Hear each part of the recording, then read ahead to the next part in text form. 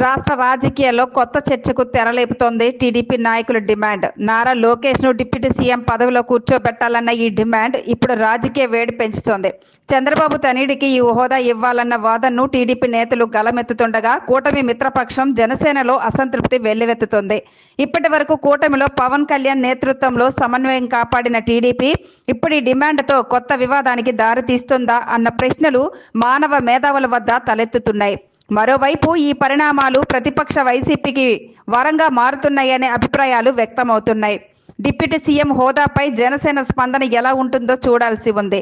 పవన్ను ప్రతిష్టపూర్వకంగా గౌరవిస్తూ అన్ని విధాలుగా ప్రోటోకాల్ను కట్టుబడి ఉన్న చంద్రబాబు లోకేష్ను కూడా అదే హోదాలో కూర్చోబెట్టడం పవన్ కళ్యాణ్కు ఏ మేరకు ఆమోదయోగ్యం అవుతుందన్నది కీలకంగా మారింది. ఇదే సమయంలో ఈ పరిణామాలను వైసీపీ రాజకీయ లబ్ధి కోసం ఎలా వినియోగించుకుంటుందన్నది ఆసక్తికరంగా మారుతుంది. టీడీపీ మిత్రపక్షాల మధ్య విభేదాలు పెరిగితే ఆ ప్రయోజనం వైసీపీకి కలిసి వచ్చే అవకాశాలు ఉన్నాయని రాజకీయ విశ్లేషకులు అభిప్రాయపడుతున్నారు. రాజకీయ సమీకరణాలు ఎలా మలుపు తీసుకుంటాయో, పవన్ లోకేష్ మధ్య సమన్వయం కుదురుతుందా లేదా అన్నది చూడాల్సిన మరో కీలక అంశంగా మారింది.